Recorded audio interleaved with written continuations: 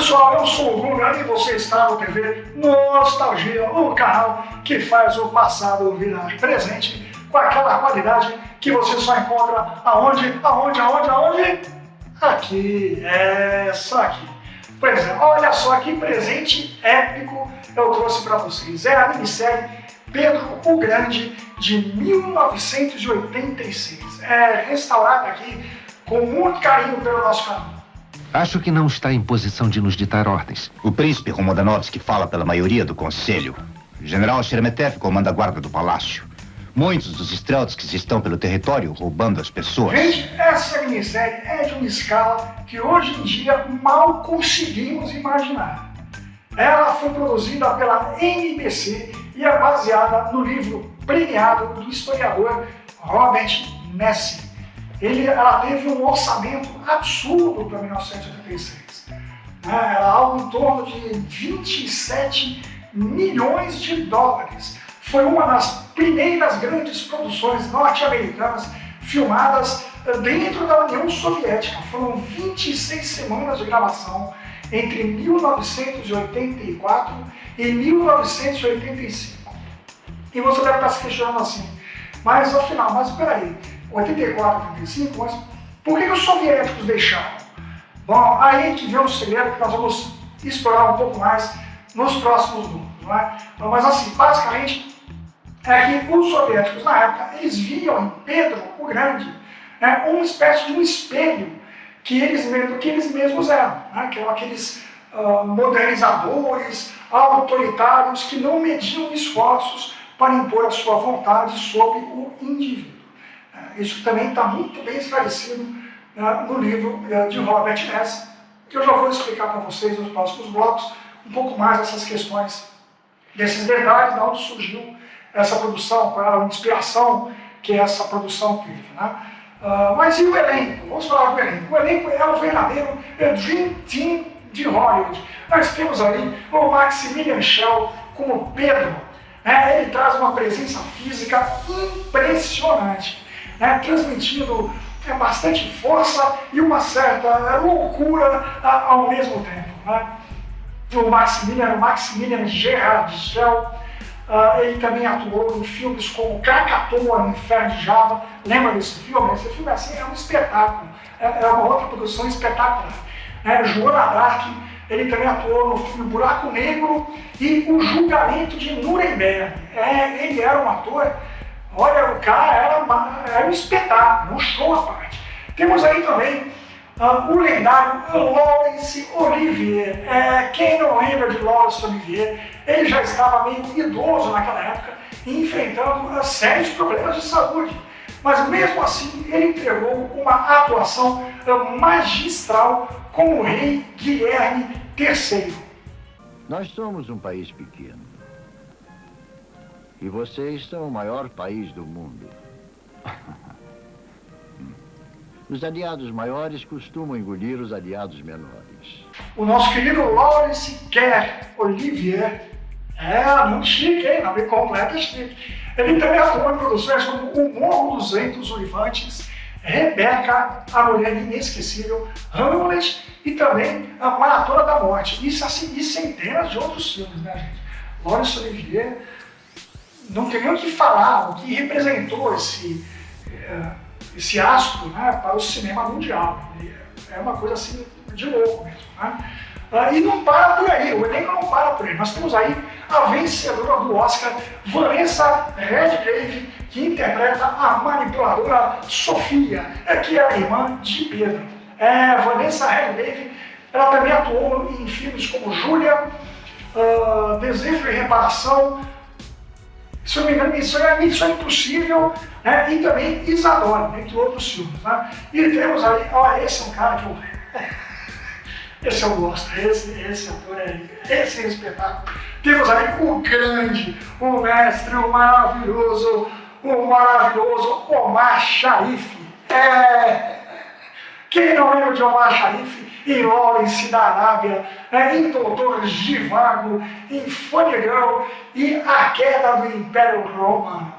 Omar Sharif, ele era, olha, desses aí eu não sei, é um elenco Esse é verdadeiramente um elenco de peso, um elenco de ouro. Né? E é o tipo de produção que nós dificilmente veremos ser feita novamente, com tanto peso dramático e tantos nomes de elite reunidos num único lugar. É um cinema de altíssimo nível, feito da televisão clássica. É uma coisa assim, realmente maravilhoso. A luz se move rápido demais para você ver como acontece.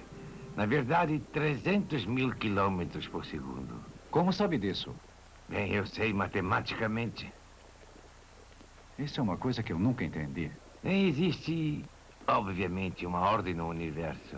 Mas aqui no Brasil, o verdadeiro tesouro para nós é a dublagem da Herbert Richards.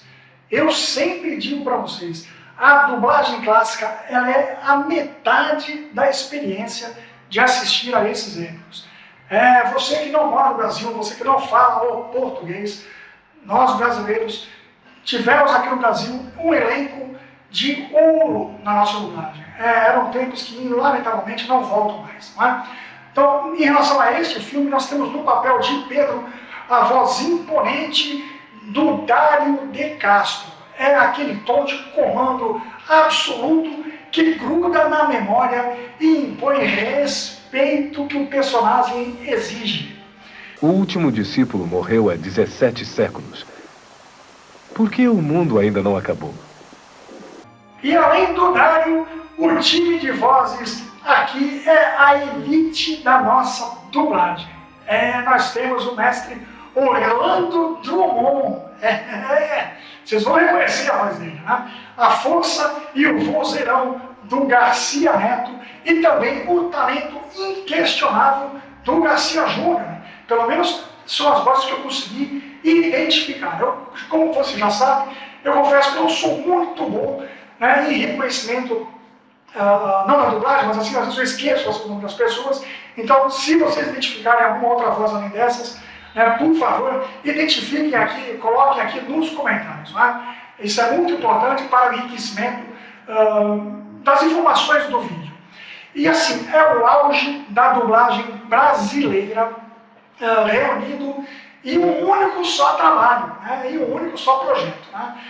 Eu fiz questão de fazer essa limpeza bastante minuciosa para que vocês possam ouvir essas lendas da dublagem com aquela clareza que elas merecem. É um negócio maravilhoso. Não tem nada daquela sujeira de quem tenta dar um jeitinho em VHS, né, ou VHS de terceira mão, enfim, né, não tem isso. Aqui, felizmente, eu consegui recuperar não só todo o áudio, né, como o vídeo também, né, como eu disse no início desse artigo, né, esse material especificamente estava completo, né, ele é completo, e estava numa qualidade boa para poder fazer esse trabalho de restauração. Né, e ficou um negócio realmente muito bom. Vocês vão ver ao longo do vídeo os trechinhos aqui, que eu vou deixar para vocês, né, de algumas cenas que eu achei mais interessantes em relação a essa minissérie. Distribuição Network. Como é que começou? Como o tempo passou tão rapidamente? E o que restam? Lembranças. Das batalhas, execuções, dos camponeses irados, dos generais e suas tramas. Isso! Nós tomamos o Kremlin! E agora a missão de vocês deve continuar.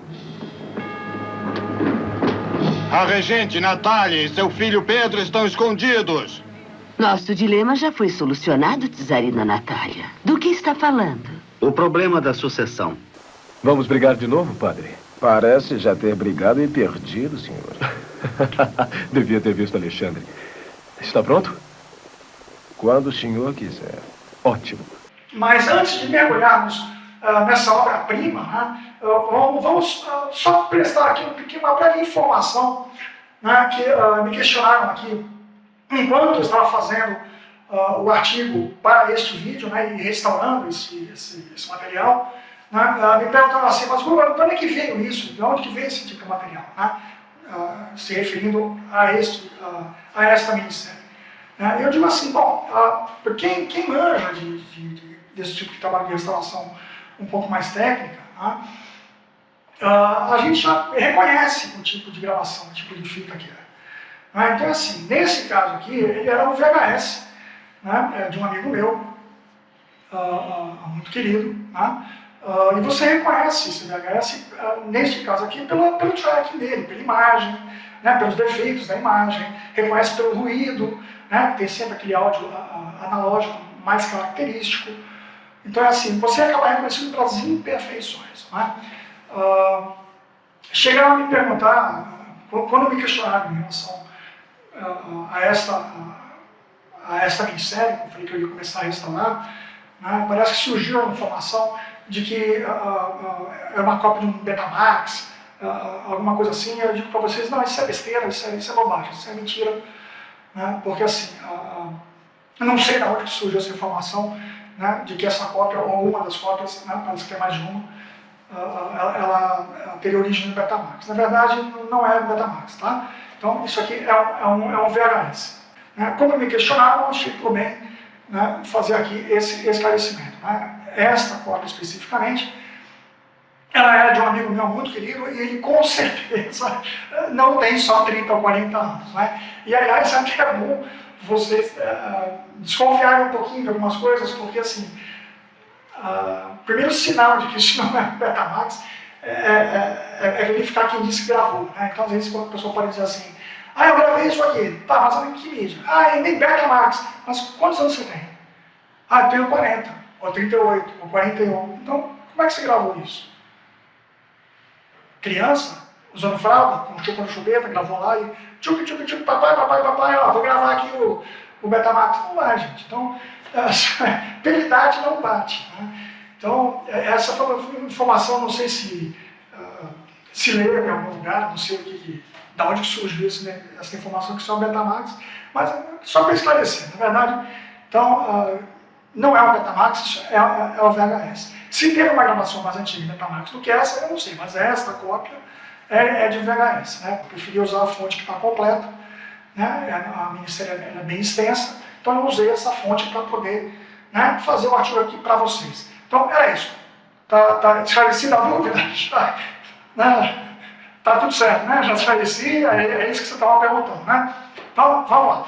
Minha mãe dedicava seu tempo a encontrar uma esposa apropriada para mim. Uma cuja família tivesse tido predominantemente filhos homens.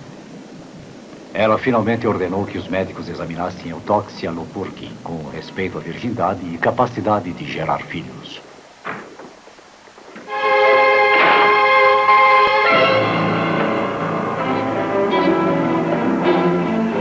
Agora, senhor. É hora de terminar com esse recado.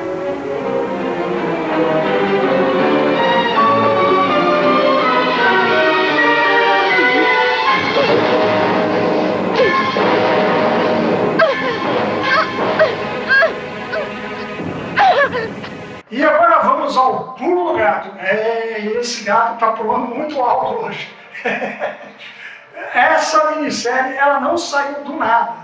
Ela é baseada na biografia monumental escrita pelo historiador Robert K. Nessie, em seu livro Peter the Great, His Life and World, ou, em português, Peter o Grande, Sua Vida e Seu Mundo, que inclusive ganhou o prêmio Pulitzer. Mas Nessie descreve Pedro como uma força da natureza, aquela coisa bonita, mas ele também descreve ele como um homem que arrastou a Rússia para o futuro. Bonita a frase, Só que foi a força. Ele arrastou a Rússia para o futuro, à força, sem se importar com o banho de sangue, com o rastro de sangue que ele deixou no meio do caminho. E isso aqui aqui em geral, o entretenimento tenta dar uma adoçada, Stalin tinha um apreço quase que absoluto por Pedro o Grande, chamado Pedro I, Pedro I, porque para Stalin, Pedro, ele foi o primeiro revolucionário, ele via no czar, um modelo perfeito de industrialização forçada e modernização pelo punho de ferro. Não era muito fácil não. Tanto é que essas informações são muito bem explicadas, no livro, tanto no livro de Messi, quanto de outros historiadores, especializados na biografia de Pedro. Inclusive o New York Times publicou em 1940 que Stalin mantinha um retrato de Pedro no seu escritório, lá no Kremlin. Ele é como uma espécie de uma força de inspiração constante. Stalin admirava, de fato, essa capacidade de Pedro de moer a oposição para poder construir um império. O próprio Hitler também tinha essa admiração quase que absoluta, pela ideia de um líder perfeito, de um líder absoluto, que como ambos viam o Pedro, que muda o curso da história na marra. Stalin e Hitler, eles viam em Pedro o arquétipo do ditador perfeito que molda o destino de uma nação inteira através do sacrifício do seu povo. Foi por essa admiração que os soviéticos, na época, permitiram as relações da MPC, isso lá na década de 80. Acho que nós estávamos na época da Guerra Fria ainda, então eles respeitavam o legado desse czar, como se fosse um espelho do poder estatal absoluto que eles mesmos exerciam na época. Pedro I, ele tratava o povo como se fosse um animal, como se fosse gado lá do Estado. Porque Pedro era o Estado, ele era a encarnação do Estado. Não tinha ninguém, não tinha nada que fosse superior ao Estado. Então as pessoas não tinham propriedade privada, porque tudo era do Estado. As pessoas eram vistas como meras maquinárias estatais, entendeu? Uma coisa que era, enfim, não tinha vida própria. E tanto é que essas loucuras do Pedro, essas atitudes do Pedro foram tão extremas, que ele criou o imposto da barba. Vocês sabem que foi o imposto da barba? O Estado mandava até na sua barba, meu filho. Meu caro, não era fácil não. Se usasse era multa pesada, em alguns casos até a prisão. Imagina, multa por usar barba. São Petersburgo, ela foi construída num pântano gelado, com o sangue de quase 100 mil escravos. Sim, eu chamo de escravo, não é escravo, para mim é escravo. Porque historiadores falam que morreram entre 30 a 100 mil pessoas que eram forçadas a trabalhar na construção de São Petersburgo. Então, se você é um camponês, você não é que aprendeu o cara prisioneiro de guerra, nada disso, é escravo mesmo. O cara era um camponês lá, tinha lá uma fazendinha lá na zona rural lá da Rússia, próximo de São Petersburgo, ia lá o pessoal lá do Pedro, do Estado, batia na porta do cara e falou, filho, você vem aqui que você vai ajudar a fazer construir a cidade. E não tinha conversa, você tinha que ir. E fizeram isso com toda a sociedade russa na época. Não foram só camponeses que foram levados para lá. O povão teve que trabalhar lá. Ele era forçado. Portanto, se é trabalho forçado, é trabalho escravo. Não tem outro termo para usar. Então, a estimativa mais branda é que 30 mil pessoas morreram de frio, de fome, de sede, até torturadas, servindo como trabalho para o Estado, trabalhando de maneira forçada para o Estado. Pedro, assim, ele chegou a torturar e matar o próprio filho, o Alexei, por causa de divergência política. Isso me chamou muito a atenção enquanto fazia a pesquisa para esse artigo. E o que aconteceu na União Soviética 200 anos depois, foi basicamente trocar a cor da bandeira, porque o manual de supressão da liberdade foi escrito pelo Pedro lá, 200 anos antes. Dois ditadores que admiravam esse sujeito, Stalin e o próprio Hitler. Então é complicado. Então, esses detalhezinhos, é bom as pessoas, quando analisarem o filme, principalmente filmes épicos como esse, tomem muito cuidado na hora de fazer, na hora de apreciar o filme, porque vai pela beleza plástica, pela parte histórica. Nem sempre esses filmes dão aquela fidelidade histórica. Mas vale a pena assistir, assistam que o filme, pela beleza plástica e cenário e pelos atores, mais de 1.000.000. Mas em relação à parte histórica, eu só acho que pecou um pouquinho. Se fosse o pessoal da direção e da produção desse desse filme, eu teria evitado dar uma romanceada. Essas informações, enquanto você vai pesquisando, vai analisando quem é o protagonista de determinadas obras, né, essas informações acabam conflitando um pouco com a mensagem que a minissérie tenta passar. Né? Como eu falei, ela tenta adoçar uma situação que, na verdade, é a minha única queixa em relação às minisséries. Né? Eles tentaram adoçar aquilo que eu acho que não poderiam não ter adoçado, né? Mas enfim. Eu sempre gostei da roupa ocidental. Você tem um alfaiate que possa me fazer uma roupa destas? Ele vai se sentir lisonjeado. Este uísque, senhor, é da Escócia, minha terra natal. Pode me chamar pelo meu nome, general, como meus amigos fazem. Chame-me de Pedro Alexevich. Sinto-me honrado, Pedro Alexevich.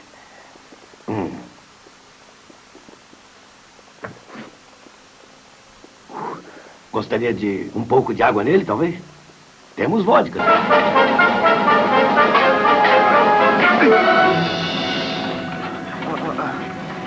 Eu sinto muito, senhor.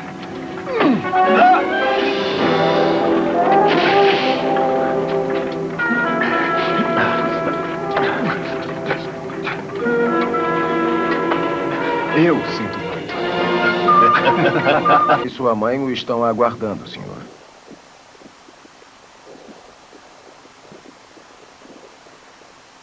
Vamos brigar de novo, padre? Parece já ter brigado e perdido, senhor. Devia ter visto Alexandre. Então é isso, galera. Pedro Grande é uma obra grandiosa pela produção, pelo elenco e por esse restauro que eu fiz questão de trazer para vocês. Mas olha, assistam ela com olhos bem abertos, né? Não vou ver ali um herói reformador, né? Ou um líder perfeito. Não vejam, não tem nada disso, né? Vejam o Pedro Grande como que ele foi, que foi o primeiro grande engenheiro social.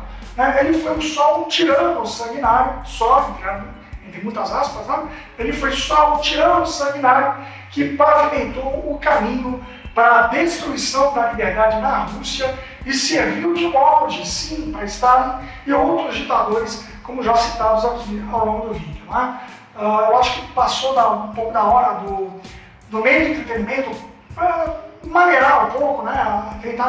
Tentar evitar passar pano, né? E até pintar certos assassinos, né? Como se fossem sacrossantos, porque Pedro foi um assassino pela história verdadeira dele. Né? E aqui no TV Nostalgia a gente resgata a fita, limpa o áudio, mas também tenta resgatar um pouquinho, na medida do possível, né, a verdade histórica, né, que isso também é importante quando é o caso. Né, essa minissérie realmente me chamou a atenção, que é uma minissérie que eu particularmente gosto muito, mas com beleza artística, a parte artística. A parte histórica, por não ser um documentário, obviamente, deixa um pouco a desejar. Né? Quem quiser ver um documentário, deve ter algum documentário mais fiel em relação ao Pedro Grande. Né? Não consigo lembrar aqui se houve. Né? E um outro detalhe, antes que eu me esqueça. Né? Stalin, quando eu comentei em relação a Stalin, né? Nos anos 30, se não me falha a memória, eu vou depois rever com calma, mas nos anos 30, se não me falha a memória, teve um filme feito também sobre Pedro Grande, sobre a supervisão do próprio Stalin. Portanto, a admiração ela é bem conhecida em relação a essa questão histórica, essa admiração de Pedro Grande por Stalin, ela é realmente bem conhecida. Né? Então, como eu falo. Então, tem um certo cuidado quando eu for olhar e assistir determinados tipos de filmes, para vocês não confundirem a ficção com a realidade. Né? Lamentavelmente, no Brasil, quando foi feita a introdução dessa minissérie, elas deram uma ênfase, ao meu ver, incorreta em relação a quem foi a figura de Pedro Grande, que não foi um reformador, coisa nenhuma. Ele não foi nenhum grande líder reformador ou maravilhoso russo, porque ela foi um tirano assassino. A minha opinião é essa, né? Que, enfim. Mas é isso aí, gente. Se você apoia esse trabalho sério, feito aqui no TV Nostalgia, sem ideologia e sem conversa mole, já deixa aqui aquele seu like maroto, Vamos curtir aqui a nostalgia, afinal é para isso que nós estamos aqui, não é? E vamos chegar já aos 100 mil inscritos, mostrando a realidade como ela é quadro a quadro. Então, meus amigos, um abraço forte e comentem aqui qual é a outra obra rara que vocês querem ver por aqui. Muito obrigado, um bom final de semana e até a próxima.